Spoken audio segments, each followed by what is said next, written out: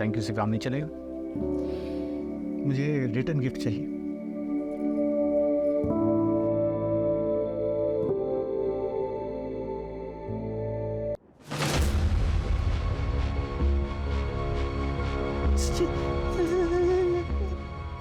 भैया हमको जाने दो, हमने कुछ भी नहीं किया, हम पर रहम करो।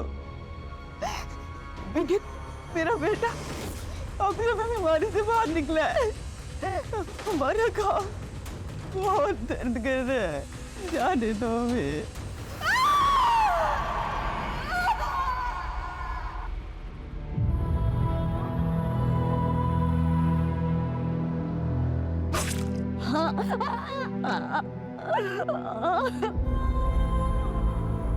प्लीज मुझे छोड़ दीजिए।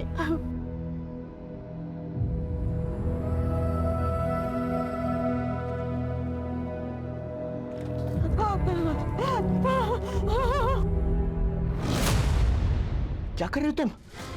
मत करो प्लीज, बहुत हो गया। मैं तो कुछ भी नहीं कर रहा, सिर्फ इनको जलाने वाला हूं। ये लोग पहले जलेंगे, फिर टंकी फटेगी और सब तरफ कोहराम मच जाएगा, और उसके जिम्मेदार तुम पुलिस वाले हो।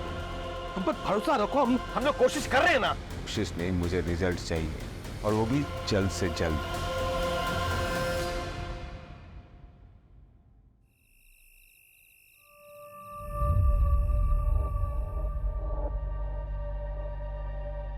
कितना टाइट है ये, कभी निकालने की जरूरत पड़ गई ना तुम निकलेगा भी नहीं है। अरे क्या जरूरत है निकालने की, तुम्हारे पैरों की पायल की तरह इसे भी रहने तो हमेशा भी है अपने पास। Thank you so much. Thank you से काम नहीं चलेगा। मुझे रिटर्न गिफ्ट चाहिए।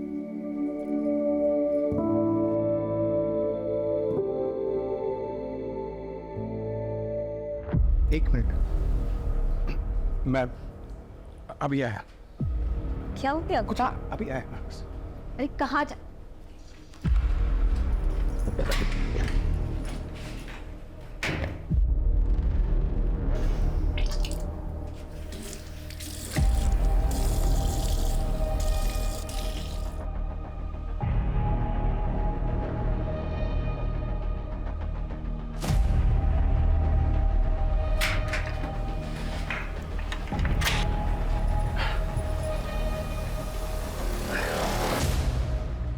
क्या खाते रहते हो आप? ओ मैम, मैं वो मौत फ्रेश में। Out fresh.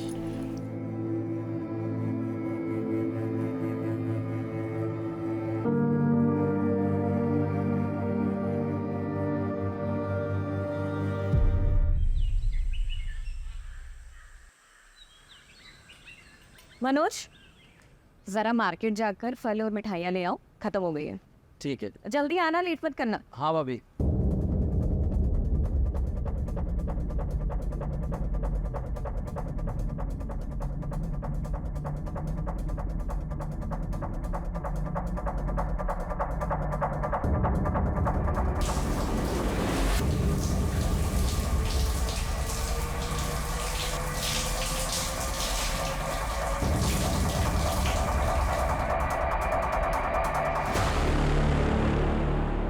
गजब का शरीर पाई रे तुम्हारे बाल की।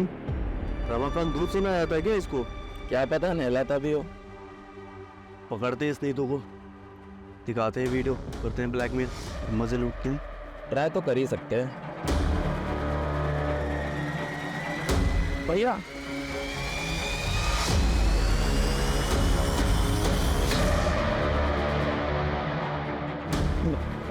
अंकल भैया, अरे भैया सुनिए तो। मैं घर का नमक खिलाया और तू मेरे से नमक खराबे की। तू इस इलाके में मैंने दुकान खुलवाई थी और तूने मेरे घर पे इससे गंदी नजर काट दी।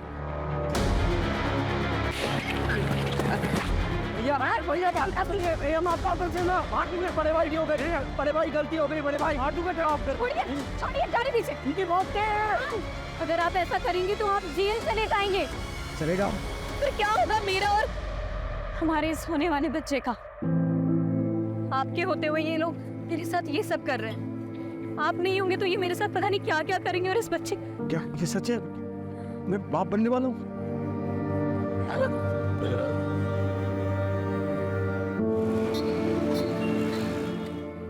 प्रेगनेंसी टेस्ट तो पॉजिटिव है बट काफ़ी कॉम्प्लिकेशंस हैं, स्पेशली फर्स्ट 3 मंथ्स बहुत ज़्यादा चैलेंजिंग होने वाले हैं। आपको बहुत एहतियात बरतनी होगी।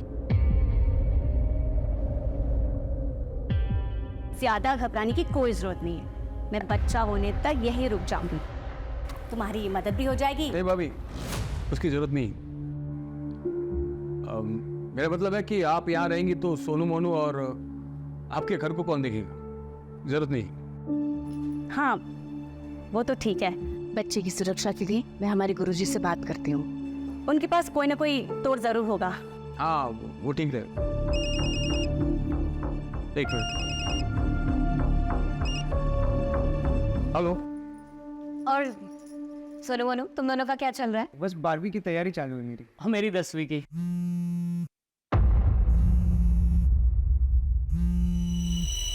अब अच्छी बात है, पढ़ाई ही चलनी चाहिए। अब दीदी आप लोग रुकिएगा, मैं बस थोड़ी देर में आती हूँ ना। हाँ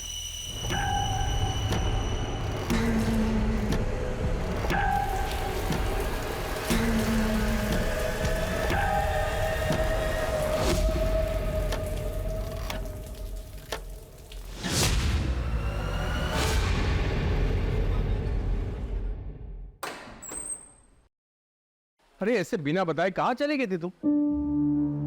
अब ये इसके लिए गई थी मैं, ये सोनू मोनू के लिए कपड़े लेने के लिए। ये लो। अरे हम थे लगे, इसकी क्या जरूरत थी? अरे वाह दीदी, जरूरत तो थी। ये जो पैसे भेजते हैं उसमें तो घर का खर्चा ही बहुत मुश्किल से हो पाता होगा ना। और मैं समझती हूँ कि जब बच्चे बड़े हो जाते हैं तो उनकी जिम्मेदारियाँ और उनकी ज़रूरतें भी बढ़ जाती है, जो कि पूरी होनी चाहिए। थैंक यू सो मच चाची। शुक्रिया चाची। पसंद आए? बहुत ज़्यादा। ओम सर्वेभ्यो देवेभ्यो स्वाहा। जदक्षरं पदं भ्रष्टं मात्राहीनं च कृतम् एवं ज्ञात्वा महादेवी यथा योग्यं तथा कुरु। माता च पार्वती देवी पिता देवो महेश्वर बांधवा से भक्ताश्च स्वदेशो भोलत्रयम्। अब यह पूजा संपन्न हो गई। आप इस कलश को लेकर दक्षिण दिशा की ओर पड़ने वाले सबसे पहले पीपल या बरगद के वृक्ष के नीचे रख दीजिएगा और 108 बार प्रभु का नाम लीजिएगा। उसके बाद वापस आ जाइएगा। परंतु ध्यान रहे, इस कलश को लेकर जाते वक्त चाहे कुछ भी हो जाए, पीछे पलट कर नहीं देखना है। जी पंडित जी। इस विधि से पूजा करने से आपके बच्चे पर आया हुआ संकट टल जाएगा। अच्छा तो मैं चलता हूँ।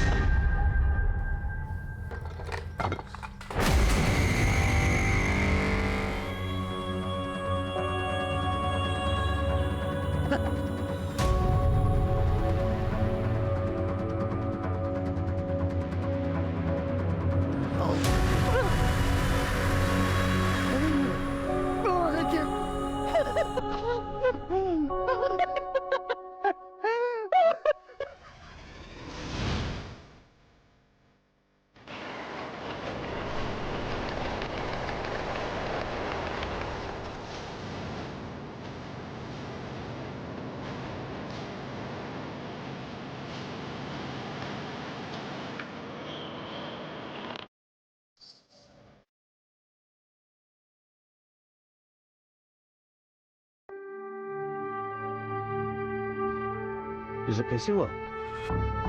सर रात को हमारे घर में पूजा थी सर। पंडित जी के आदेश अनुसार मैं वो बोले कि नारियल लेके बरगद के पेड़ में रख के आओ, मैं चला गया सर। 2 घंटे बाद देखा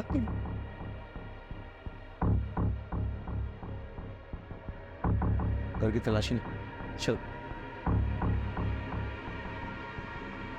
सर देख के तो लगता है कातिल ने अपना गुस्सा निकाला है, लेकिन सर एक बात मुझे समझ में नहीं आ रही, इतनी बेरहमी से मारा गया है तो मरते वक्त जाहिर सी बात है ये औरत तड़पी होगी, चिल्लाई होगी। आसपास पड़ोसियों में से किसी ने कुछ नहीं सुना, ऐसे कैसे हो सकता है? पहले इसे मारा गया, फिर हाथ पर काटे गए। लेकिन सर हाथ पैर क्यों काटेंगे फिर?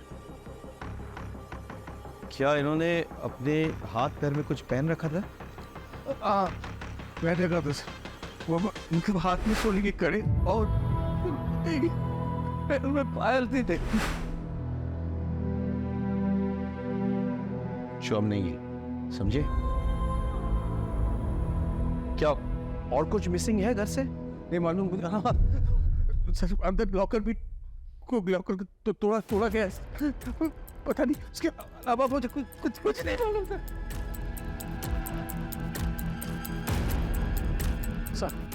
सर दरवाजे पर कोई भी फोर्स्ड एंट्री के निशान नहीं है सर। एक काम करो, पूरे घर की तलाशी लो, मर्डर वेपन ढूंढो, आसपास के इलाके हमको छान मारो, पूछताछ करो, फॉरेंसिक को खबर दो और लाश का पोस्टमार्टम होना चाहिए। हाँ फ्रेश।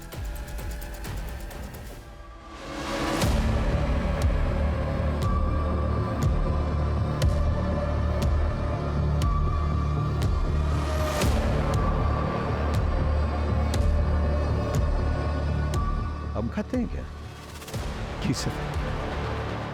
ये पीक आपकी है? ये तो पहले कल वो छवि नहीं तो पर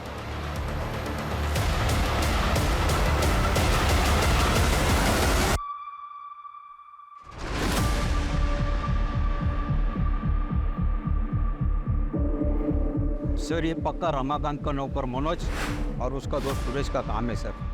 दोनों की गंदी नजर थी साहब नीतू भाभी पर। सर ये जरूर रमाकांत के चचेरे जीजा महेश और उसके दोनों बेटों विशाल और अजय का काम। ऐसा क्यों? सर उन दोनों परिवारों के बीच में गहरी दुश्मनी है जिसकी नींव 2 साल पहले पड़ी। बात सुनिए, छोटा भाषण। शांत हो जाओ, अरे शांत हो जाओ। हम कहीं भागे नहीं जा रहे हैं, यहीं पर हैं। सबकी समस्या का समाधान करेंगे। हमारे लिए प्रधानमंत्री जी ने जो मुफ्त का राशन भेजा है वो हमको चाहिए और तुमसे माफी भी। तुम मांगोगे मेरे पापा से माफी? एक खरगोश तू चुप चुप। ये तो टके के बात से आगे होगा ना। मजा आ गया।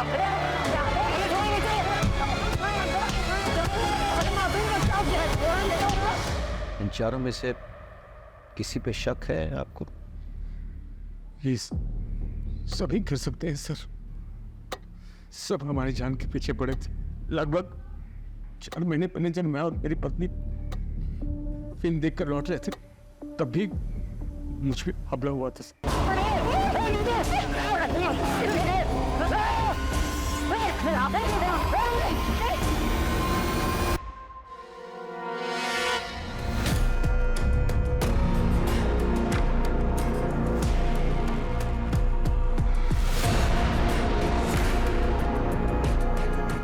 देखना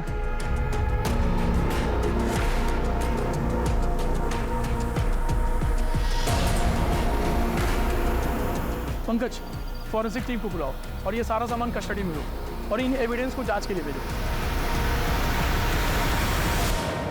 सर जो चाकू हमें मिला है वो रमाकांत के घर का ही है सर। रमाकांत ने खुद कंफर्म किया है और साथ ही सर वही मर्डर वेपन भी है, क्योंकि उस चाकू पर जो ब्लड के ट्रेसेस मिले हैं वो नीतू के ब्लड सैंपल से मैच करते हैं, लेकिन सर उस चाकू पर कोई भी फिंगरप्रिंट्स नहीं है। कातिल मर्डर वेपन साथ नहीं लाया, इसका मतलब मर्डर करने के इरादे से नहीं आया था, लेकिन मर्डर करनी पड़ी। और फिंगरप्रिंट्स ना मिलने का एक बड़ा कारण यह हो सकता है कि ग्लव्स या कपड़े का इस्तेमाल किया गया हो गन को पकड़ने के लिए। यूतू का जो हाल किया गया है वो किसी एक आदमी का काम तो नहीं हो सकता है। हाँ सर, मुझे भी ऐसा लग रहा है कि ये 2 आदमी का काम हो सकता है, क्योंकि सर गार्बेज में जो जले हुए कपड़े मिले थे वो 2 आदमी के ही थे। किस तरह के कपड़े? सर जीन्स और शर्ट मिले थे और सर उनको इतनी बुरी तरीके से जलाने की कोशिश की गई थी कि फॉरेंसिक टीम को भी कुछ भी नहीं मिला सर उसमें। इलाके का सीसीटीवी फुटेज चेक किया? हाँ सर, आसपास अच्छे से चेक किया, लेकिन यहाँ दूर दूर तक कहीं सीसीटीवी नहीं है सर। सर, नीतू की प्रिलिमिनरी पोस्टमार्टम रिपोर्ट आ गई है। पोस्टमार्टम रिपोर्ट के मुताबिक उसकी मौत रात के 1 से 2 बजे के बीच हुई है। उसे पहले बेहोश किया गया और फिर उसके बाद उसके साथ रेप हुआ। लेकिन सर, सीमेंट को कोई ट्रेसेस नहीं मिले। एक और बात सर, रेप के बाद गला दबा के उसे मारा गया है और फिर उसके हाथ पैर काटे गए हैं। चुप। महेश, विशाल, सुरेश, मनोज, इनका कुछ पता चला? सर, सुरेश तो यहाँ का है ही नहीं और महेश की बेटी सोनल ये बता नहीं पा रही है कि इस वक्त बाप और भाई है कहाँ। आपको पता है आपके पिताजी और भाई इस वक्त कहाँ हैं? नहीं सर, मुझे पता नहीं मेरे पापा और भाई कहाँ हैं। सर, मनोज की माँ से भी बात हुई। मुझे नहीं पता मनोज कहाँ है, मुझे कुछ बता कर नहीं गया। और इन सबके फोन भी स्विच ऑफ है। राजीव, ये कोइंसिडेंस नहीं हो सकता है। एक काम करो, शहर के तमाम एंट्री एग्जिट पॉइंट्स खोलने का चेक करो, वहाँ के तमाम सीसीटीवी फुटेज कलेक्ट करो। मनोज और सुरेश दोनों रमाकांत के धमकाने के बाद गायब हो गए, तो क्या वो इस कांड को करने के लिए वापस आए थे? ये भी पता चलेगा कि महेश और विशाल क्या ये कांड करके गायब हुए या उससे पहले। चलो महेंद्र, एक टीम बनाओ, आसपास के ज्वेलर से पूछताछ करो, गहनों का फोटोग्राफ दिखाओ। लूट के लिए की गई हत्या का एंगल काफी स्ट्रॉन्ग लग रहा है मुझे। सर,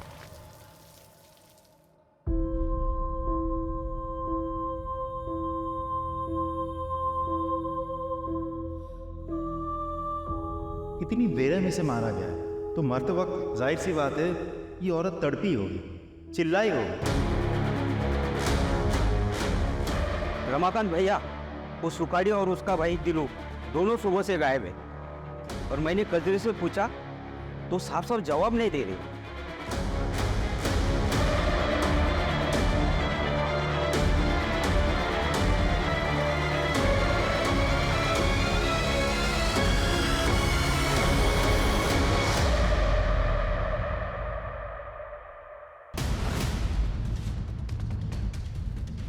दिनो, इधर है, दिनो, दिनो, दिनो किधर है? इधर, इधर आ। बुला अपनी पति दिनू को और उसका भाई सुखाड़ी को बुला। मुझे नहीं पता। क्या बोला? मुझे नहीं पता। जा अंदर देख, अंदर देख। देख क्या हो रहा है? तुम क्या कर रहे हो? मेरे घर का सामान क्यों तोड़ रहे हो? सच सच बता दो वरना तुम्हें भी नहीं छोड़ेंगे। इधर है दिनो। मालिक, मैं सच बोल रही हूँ। वो सुबह से ही नहीं है यहाँ पर। सुखाड़ी भैया तो फोन रखते ही नहीं है और विकेन के पापा का फोन तो घर पर ही है। मैं सच कह रही हूँ मालिक। अच्छा अच्छा अच्छा। अभी क्या अभी बुला, वरना सुन। क्या रे, मैं अभी तक कुछ नहीं किया और मैं करूंगा ना तो पता भी नहीं चलेगा मैं क्या कर सकता हूँ। बुला उसको। चल पड़े यहाँ पर। दूसरे गन आगे चल।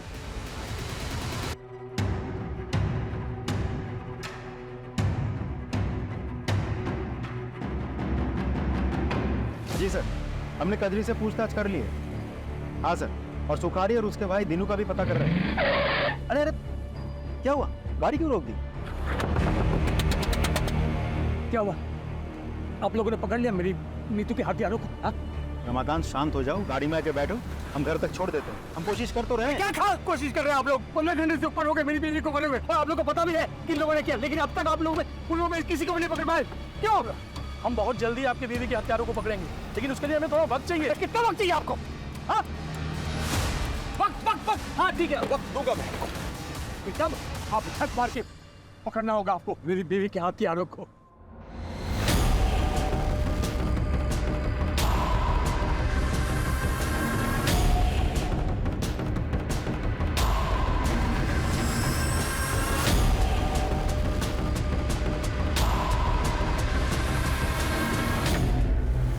सर, आप चिंता मत कीजिए सर, ट्रस्ट मी, कातिल बहुत जल्द पकड़ा जाएगा। Sure sir.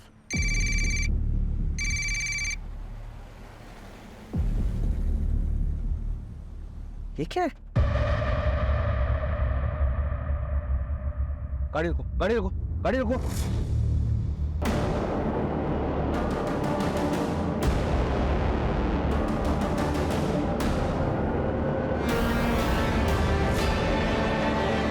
कौन है तुम? क्यों बंधन बना कर रखा है लोगों को? वही जिसकी बीवी के कातिलों को पकड़ने के लिए तुम लोगों को वक्त चाहिए। दिया मैंने वक्त, 48 घंटे है तुम लोगों के पास। मेरी नीतू कि कुली को पकड़ के लाओ यहाँ, और अगर 48 घंटे में नहीं पकड़ पाया ना तो मैं इन सबको जिंदा जला दूंगा मैं।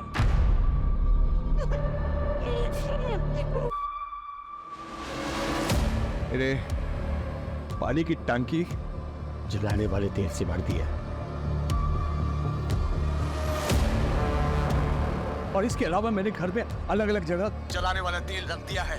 बस एक माचिस की तीली की देर, फिर ऐसा ब्लास्ट होगा और तरफ कोहराम मच जाएगा। कोहराम!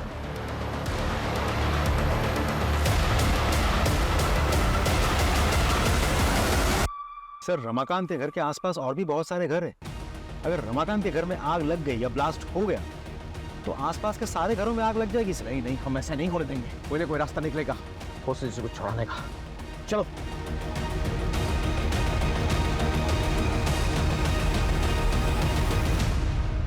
देखो, मेरा तुम लोगों को कोई भी नुकसान पहुंचाने का इरादा नहीं है। अगर तुम लोग अपने अपने परिवार के उन भगोड़ों का पता बता दो जो मेरी बीवी मार के गायब हुए थे, मैं तुम लोग सबको छोड़ दूंगा। लेकिन अगर तुम लोगों ने नहीं बताया फिर तो मैं तुम लोगों को जलाऊंगा तो 48 घंटे के बाद, क्योंकि उससे पहले 1000 मौत मारूंगा। क्या समझी? और मेरा यकीन करो तो मैं ये करके दिखाऊंगा। सर, आसपास के सारे घर खाली करवा दिया, लेकिन रमाकांत के घर घुस नहीं पा रहे। दरवाजे खिड़की सब कुछ बंद रखा है उसने। कोई एंट्री पॉइंट ही नहीं मिल रहा है। छत से कूद के भी नहीं जा पा रहे सर।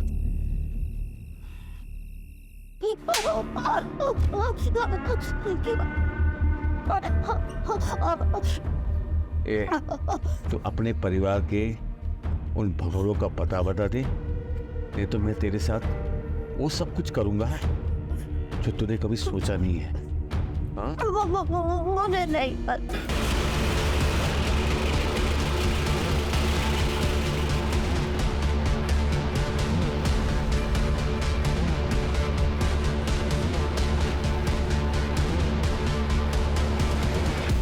नहीं पता?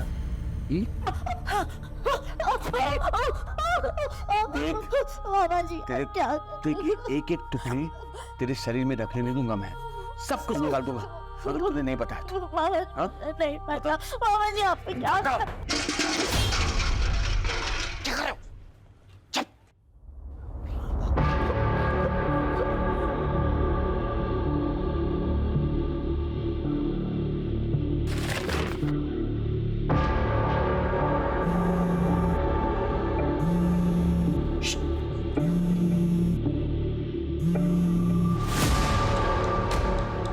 इंस्पेक्टर, तुझे क्या लगता है मुझे पता नहीं है कि तुम लोग मेरे घर के आसपास आ गए हो? हाँ? नहीं, ये झूठ है। हम ऐसा कुछ नहीं कर रहे। ये देख इंस्पेक्टर, मैं वार्न कर रहा हूं तुम्हें। मैं भी तुम लोगों को वार्न कर रहा हूँ कि अपनी कदम पीछे हटा दो और घर के आसपास भी मत दिखना, वरना मैं सच में ब्लास्ट कर दूंगा और तुम लाशें गिनते रहना। ठीक है, हम ऐसे करेंगे, मैं वादा करता हूँ। तुम हॉस्टेज को टच मत करो। सर, एक काम करें, इसे घर के पीछे के रास्ते से 1-2 आदमी चुपके से ले जाना। बिल्कुल नहीं। ये सरफिरा है, दिमाग घूम गया इसका, कुछ भी कर सकता है। हमारे पास एक ही ऑप्शन है, कातिल को निकालना। समझे कि नहीं? चलो सर। बेटा, डर मत, हम नीतू आंटी के घर पर हैं और तू तो जानता है नीतू चाची तुझे कितना प्यार करती है ना? कजरी, इसको बुखार है? हाँ दीदी, वो बीमार है आजकल। मुझे ना लग ही रहा था कि कुछ तो गड़बड़ है। तो 2 दिन से काम पे आई नहीं, तूने इसको किसी डॉक्टर को दिखाया? हाँ दीदी, दवाई की दुकान से दवाई लाके दिया है। सुन, ये ले पैसे और इसको किसी अच्छे डॉक्टर को दिखा और अच्छी दवाइयां लेना, ठीक है?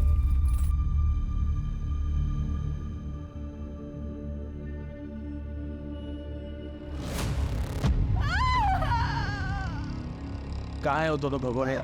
बता दे, तीनों और भगोड़े कहाँ हैं? मुझे नहीं बता सकती। बताना अपन, दोनों कहाँ है भगोड़े? मुझे सच में नहीं पता मालिक।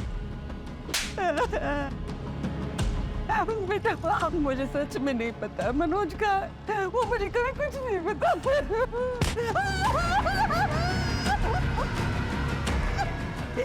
बेटा मुझे सच में पता नहीं मनोज का है। अभी अभी एक बहुत बड़ी खबर आई है। पुलिस के एक्शन से नाखुश नीतू के पति रमाकांत ने 4 लोगों को बंधक बना लिया है, और तो और पुलिस को धमकी भी दी है कि जिन 4 लोगों को उन्होंने बंधक बनाया है उन्हें वो जला डालेगा। ये क्लिप मीडिया को किसने लीक किया? मालूम नहीं सर। मालिक पानी दे दो, मेरे बच्चे को प्यास लगी है। मालिक पानी दे दो। साहब जी, नमस्ते साहब जी, मैं महेश हूँ, ये हमारा लड़का विशाल है। वो सर फिर आदमी हम लोग को अरेस्ट करवाना चाहता है ना, हम लोग आ गए आपके पास। उसको बोलिए हम लोग खुद सरेंडर करने को तैयार है साहब, प्लीज हमारी सोनाली को बचा लीजिए। और सर हालांकि हमने किसी का खून नहीं किया है, लेकिन अपनी सोनाली की बचाने के लिए हम ये भी इल्ज़ाम अपने सिर पर लेने के लिए तैयार है सर। कुछ कीजिए साहब।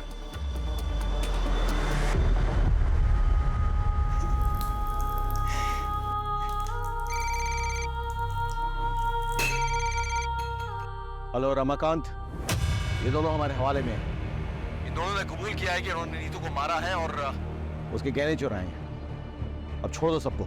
ठीक है, मैं बिल्कुल छोड़ दूंगा, लेकिन पहले इन दोनों से मुझे माफी मंगवानी है। पूरी जिंदगी ये महेश और उसके बच्चे मेरे और मेरे परिवार के खिलाफ साजिश रचते आए। अब हम तुमसे हाथ जोड़ के माफी मांगते हैं, प्लीज हमारी सोनाली को छोड़ दो प्लीज। इतनी आसानी से नहीं, पहले जमीन पर थूक फेंको, उसको चाटो, दोनों के दोनों। चलो चाटो।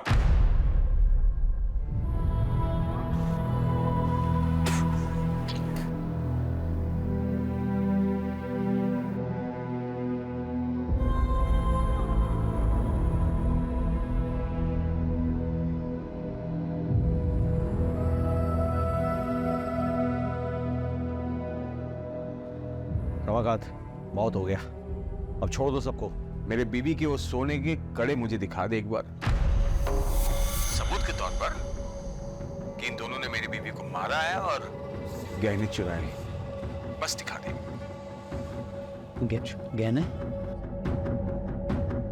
हाँ, नहीं है ना, मतलब ये दोनों मेरी बीवी के कातिल नहीं है।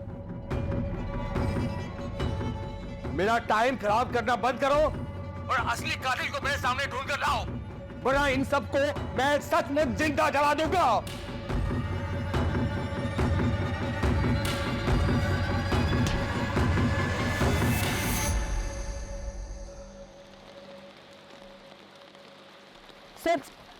सर मुझे आपको एक बात बतानी है। कौन हो तुम?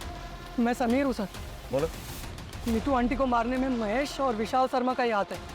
ए, तुम इतने दावे के साथ ये बात कैसे कह सकते हो? सर मैं सोनाली का बॉयफ्रेंड हूँ, हम दोनों एक दूसरे से प्यार करते हैं और बाद में शादी भी करने वाले थे, लेकिन नीतू आंटी ने हमें समझाया। देखो रमाना कितना भी मॉडर्न क्यों ना होता है, लेकिन जो शादी घर वालों की रजामंदी से की गई होती है उसकी खुशी भाग की गई शादी से कहीं ज्यादा होती है। पर मामी, पापा और भाई कभी भी समीर के लिए नहीं मानेंगे, क्योंकि ये दूसरे समुदाय का लड़का है। फिर तो तुम लोग कोशिश तो करो, क्या पता मान जाए। और फिर भी नहीं माने तो मैं हूं ना, मैं तुम लोगों का साथ दूंगी, ठीक है? उन्हीं की बात मानकर सोनाली ने अपने घर वालों से बात की, तब से आपके बोलने की वजह से मैंने पापा और भाई को समीर के बारे में बताया। देखो उसका अंजाम क्या हुआ है। मैं समीर के अलावा किसी और से शादी नहीं करूंगी, और ऐसी कोई नौबत आती है तो इस घर से मेरी डोली नहीं, मेरी अर्थी उठेगी।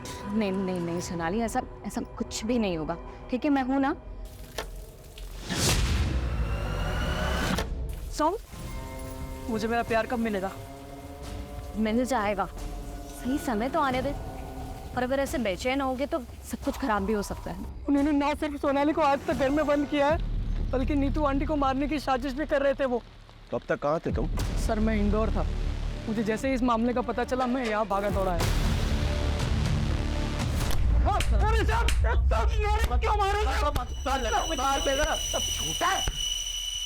बाहर निकल के शराबत का ढोंग कर रहे हो? अरे आपको बनाते हो सर हम डोमी सच में अपनी सोनाली को बताया तेरे सोनाली के किस्से, बताया समीर ने, इसीलिए मारा ना नीतू को क्योंकि वो सोनाली और समीर को मिलवाना चाहती थी। बोल सिर्फ मारा नहीं तुमने, तुमने तो बात क्या किया, बात क्या किया तुमने। और महेश तू तो फंसा, तेरे पीक के दाग वो खून की जगह पे मिले हैं, अब तू तो फंसा। सच बोल, सच बोल। सब हमारी बात तो सुनी सब। अरे ऐसा हमने कुछ भी नहीं किया है। देखिए हम ये सच है कि हम नाराज थे सोनाली से क्योंकि वो दूसरे समुदाय के लड़के से प्यार करती थी, भागना चाहती थी उसके साथ। ऊपर से उन्हीं तो उसकी मदद कर रही थे। उसका तोड़ बस यही निकाला हमने कि उसको किसी तरह से दूसरे लड़के से शादी करा के कहीं दूसरे शहर भेज देंगे, और इसीलिए हम लड़का देखने जा रहे थे साहब रिश्तेदार के। ऐसे नहीं मारेंगे, कुटाई करो उनकी और डीएनए सैंपल निकालो दोनों का। बाहर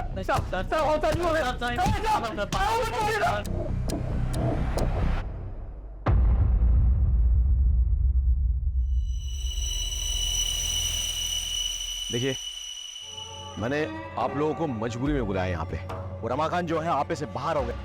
आप प्लीज उससे बात कीजिए, उसे समझाइए। एक मिनट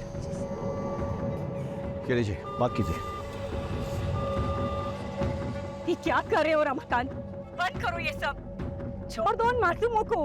अरे मासूम तो वो थी जिसको मार दिया इन लोगों ने। उसका वो हासिल किया कि देखने सुनने वाले की रूह अब जाए। मैं इन लोगों को तब तक नहीं छोड़ूंगा जब तक उसके असली कातिल नहीं मिल जाते। मैं बोल रही हूँ ना तुमसे, छोड़ दो सबको। तुम्हें तुम्हारी विधवा भाभी का वास्ता। वही वास्ता ना भाभी, हाँ, जिसको दे दे के तुमने अपनी जाल में मुझे फंसाया था। मेरी पूरी जवानी बर्बाद कर दी तुमने, लेकिन अब तुम्हारी वो पैंतरे नहीं चलने वाले। मैं वो रमाकांत नहीं हूं जिसको तुमने अपने पति के मरने के बाद अपनी शारीरिक जरूरतों के लिए फांस रखा था, जिसकी शादी तुम नहीं होने देना चाहती ताकि तुम मालकिन बन के रहो और मैं तुम्हारे बच्चों का पालनहार। बंद करो अपनी ये बकवास। ए चाचा, फालतू बात मत करना वरना क्या बे? अरे नीतू कितना मानती थी इसको, लेकिन ये उससे जलती थी। सच है भाभी, तुम जलती थी ना। एक बात बताओ, कहीं तुमने तो नहीं मरवा दिया नीतू को? हाँ, सच सच बताना, ताकि फिर से सारा कंट्रोल तुम्हारे हाथ में आ जाए। बस करो तुम्हारी बकवास, इससे ज्यादा सुनने की हिम्मत नहीं हमारी।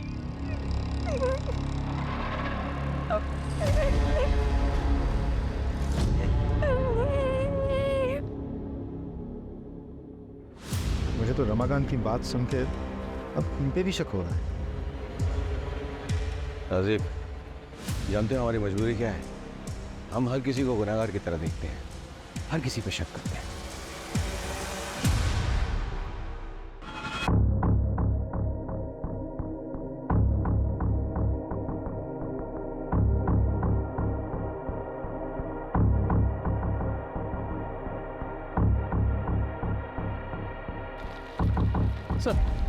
सर ये आधार कार्ड मिला है, लेकिन सर इस पर नाम और एड्रेस दोनों जल चुके हैं। अरे तो नंबर तो है ना, नंबर से डिटेल्स पता करो। Right sir, come on. Sir, Suresh की गाड़ी ने अभी अभी चकिया टोल नाका क्रॉस किया है। फास्टैग से हमें लोकेशन मिली है। फैंटास्टिक, लोकल पोजीशन खबर करो, इन्फॉर्मेशन शेयर करो, तुरंत अरेस्ट करवाओ। Right sir, come on.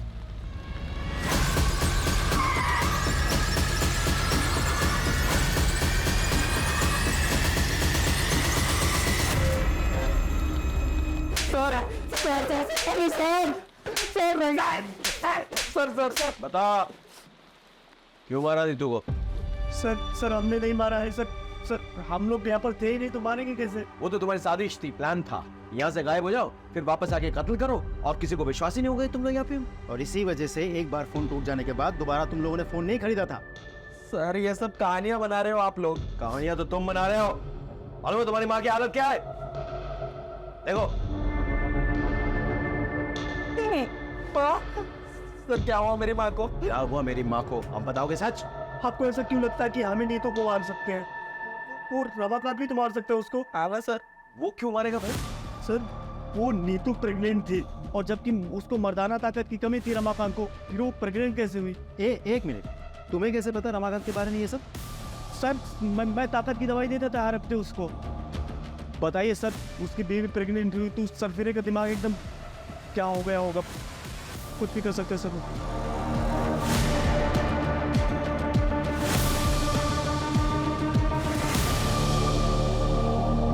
Suresh और मनोज ने रमाकांत पे जो इल्जाम लगाया है, आपको क्या लगता है इस बात पे कितनी सच्चाई है? डिनाई भी तो नहीं कर सकते। ऐसा पहले भी हुआ है कि पति ने कांड किया, उसके बाद ऐसा ड्रामा किया कि उस पर कोई शक ना करे। तो फिर क्या करे सर, पता कैसे करे? क्योंकि सबके मुताबिक नीतू रमाकांत की जान है और वो खुद भी ये बोल रहा है। एक काम करें सर, रिवर्स साइकोलॉजी ट्राई करते हैं। नहीं, बहुत रिस्की हो सर एक बार ट्राई तो करते हैं। No Rajdeep, no. इसमें हेलो, एक मिनट, हेलो।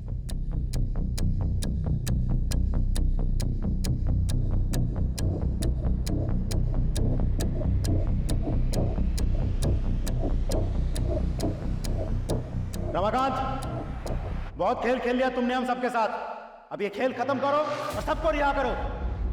देखो रमाकांत, हमें तुम्हारा राज पता चल गया है। सच्चाई तो ये है कि तुम इस काबिल ही नहीं हो कि अपना बच्चा खुद पैदा कर सको। इसीलिए जब नीतू प्रेग्नेंट हुई थी, तुम्हारा दिमाग खराब हो गया था। गुस्से में आके तुमने पहले नीतू का रेप किया, उसे मारा और फिर उसे हाथ पैर काट दिए। और अब पत्नी के प्रेम में नाटक रच रहे ताकि तुम पे शक ना जाए। लोगों की सिंपैथी मिले, तुम खुद बच जाओ। क्या बकवास किए जा रहे हैं? रुक, मैं अभी बताता हूँ। क्या रे?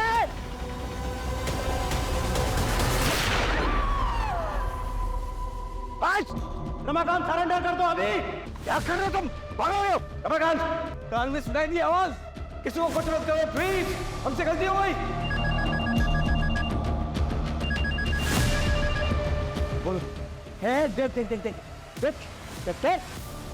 नहीं, रमाकांत ऐसा कुछ मत करो रमाकांत। अभी बात प्लीज, ये गोली खोपड़ी में जाएगी। अब ऐसा कुछ नहीं होगा। मुझे क्या बोल रहा था रे? कचरी को बाहर आने दो, या फिर हम में से कोई अंदर जाए उसके मेडिकल ट्रीटमेंट के लिए। नहीं, यहाँ न कोई आएगा, न यहाँ से कोई जाएगा। अरे वो खून दे के मर जाएगी वो। तो बचाओ ना इसको बचाओ, बस बाकी सबको बचाओ। लेकिन इससे पहले असली कातिल को ढूंढो जिसने मेरी नीतू का कत्ल किया है। ढूंढो। मरना क्या था तुमको? ये बेवकूफी करने की क्या जरूरत थी? I'm sorry सर, और कोई ऑप्शन नहीं था।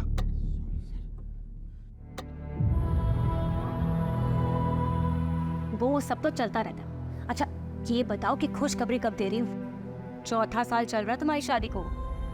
सब ठीक तो है ना? हाँ दीदी, सब ठीक है। हाँ, तो बस देर किस बात की?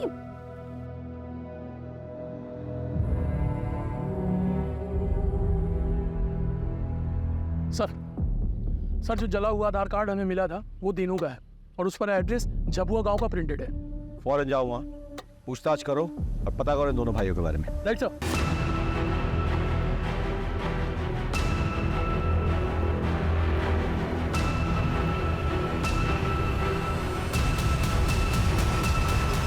अरे सर कुछ नहीं किया हमने, सर छोड़ दो। साहब बात नहीं बोलता आप सच में। साहब सच में कुछ नहीं किया, कुछ नहीं किया साहब सच में कुछ नहीं किया। हमने सच में नीतू को कत्ल नहीं किया है। और गहने भी नहीं चुराया जी। अच्छा, तो फिर नीतू के गहने तुम्हारे पास कैसे पहुंचे? ये मैंने चुराया नहीं है सर जी, वो नीतू ने खुद ही दे दिए थे सर। भैया इसे बेच के अपनी गांव की जमीन छुड़ा लो, और ये चोरी चकारी बाकी जितने भी गलत काम है ये सब छोड़ दो। खेती करो और ईमानदारी की जिंदगी जियो, इसमें बहुत सुकून मिलेगा आपको। झूठ बोल रहे हो, और यहाँ बैठ के जब तुम झूठ बोल रहे हो ना, कजरी और बीगन वहाँ तड़प रहे हैं। तड़प रहे हैं सब? तड़प रहे हैं मतलब साहब? मतलब ये कि रमाकांत पौखा गया है अपनी बीवी की मौत से। जब तक कातिल का पता नहीं चल जाता वो ऐसे ही करता रहेगा। कजरी के पैर पे तो गोली मार दी उसने। एक काम कीजिए साहब, ये गुनाह हम दोनों अपने सर पर लेने के लिए ना मंजूर है सर। अब रमाकांत को फोन कीजिए साहब प्लीज।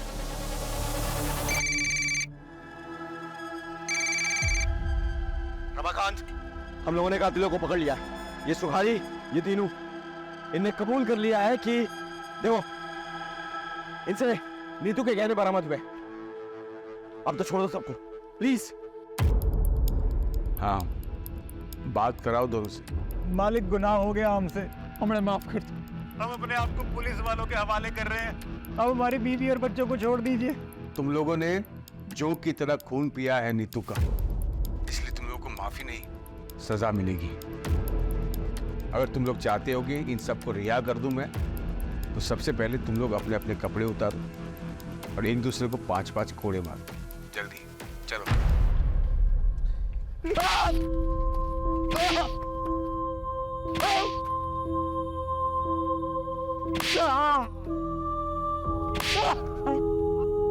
बस बस बस रमाकांत, बहुत हो गया, अब छोड़ दो लोगों को। तसल्ली हो गई ना? ए इंस्पेक्टर, बेवकूफ समझा क्या? हाँ, ये लोग कातिल है ही नहीं।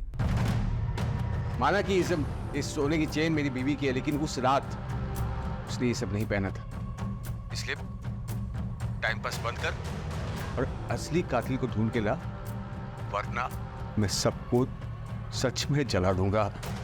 मजाक नहीं कर रहा हूं मैं, इसलिए मजाक करना बंद कर।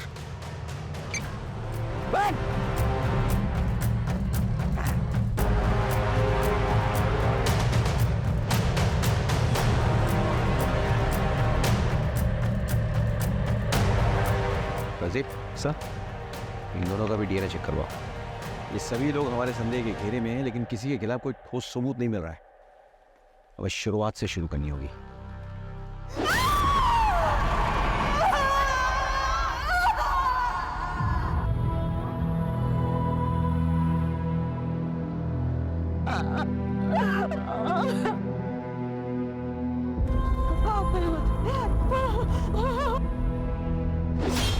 हमें मर्डर वेपन तो मिल गया, लेकिन इस पे कोई फिंगरप्रिंट्स नहीं मिले। जो कपड़े जलाए जा रहे थे वो जीन्स थे, और उनसे हमें यह सुराग मिलता है कि एक नहीं 2 लोग इन्वॉल्व थे, लेकिन जीन्स जले हुए थे, और इसलिए फॉरेंसिक कोई निष्कर्ष नहीं निकाल पाई। जीन्स के ये जो बटन है ना, इससे लगता है कि काफी महंगे ब्रांड की जीन्स थी। अब इतने महंगे ब्रांड के जीन्स यहाँ कौन पहनता होगा? सर, आसपास के मार्केट में पता करो कि ऐसे ब्रांडेड जीन्स कौन रखता है। शायद वहां से कोई क्लू मिल जाए। अब लेट्स प्लान।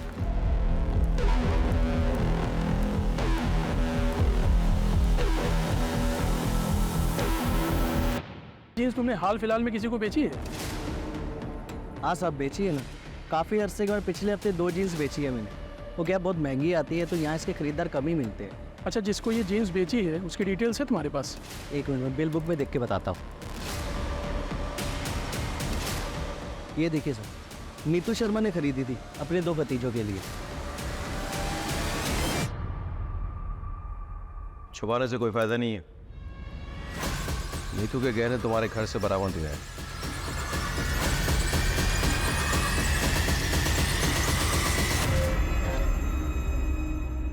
हमें यह भी पता चल गया है कि जो जीन्स तुम लोगों ने जलाई वो नीतू ने ही तुम्हें गिफ्ट दिए थे। उसमें खून के धब्बे लगे थे, इसलिए तुम्हें उसे डिस्ट्रॉय करना पड़ा। बहुत जल्द तुम लोगों के स्पिट सैंपल्स क्राइम सीन से मैच होकर पहुंच जाएंगे। उसका इंतजार करोगे या खुद ही सब कुछ बोल डालोगे? क्यों क्या ये सब? रमाकांत को सबक सिखाने के लिए। दरअसल जब हमें पता चला कि हमारा कमीना चाचा हमारी परवरिश करने के लिए हमारी माँ के साथ, तब से हमें उस शैतान से नफरत हो गई। हमने अपने एक दोस्त के साथ दोनों पति पत्नी को मारने का प्लान भी बनाया, लेकिन दोनों के दोनों बच गए। चाचा के होने वाले बच्चे की पूजा के बारे में पता चला तो हमने प्लान बनाया। और हम ये भी जानते थे कि चाचा के घर से पीपल का पेड़ 10-12 किलोमीटर दूर है, और चाचा को उसे ढूंढने में कम से कम 2 घंटे लगेंगे। इतने में हम अपना काम पूरा करके वहाँ से भाग जाएंगे। और जैसे ही वो निकला,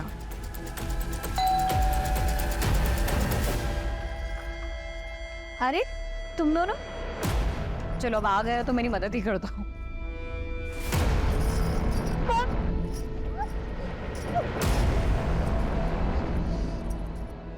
उन्हें बेहोशी की दवा सूंघाई और उनके साथ बलात्कार किया।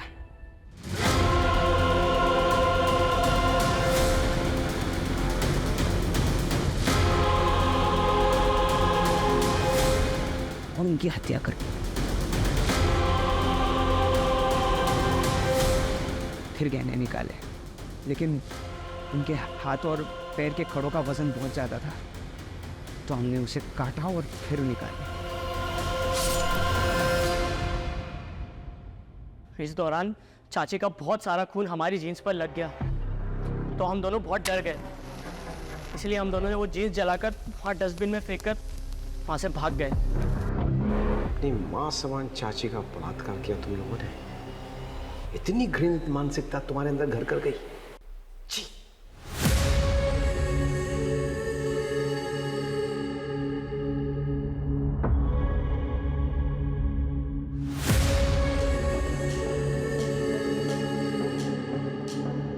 ये केस उन केसेस में से एक है जो मुझे हमेशा याद रहेगा।